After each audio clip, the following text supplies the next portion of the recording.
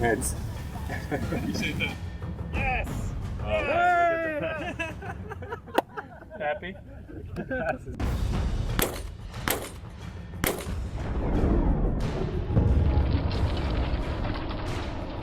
So that's 9mm 115 grain from a Glock. Looking pretty good. We got one spot where we got a double hit, and so we've got a little bit of cracking. But everywhere else, we've just got a crater. Looks good.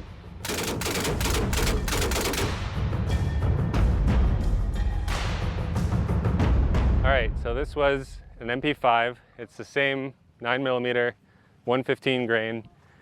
It's going a bit faster. We've got only a 4-inch barrel, but an 8-inch suppressor on that. So you can kind of see, obviously, a bit more tighter grouping, but yeah, still no penetration, so looking good.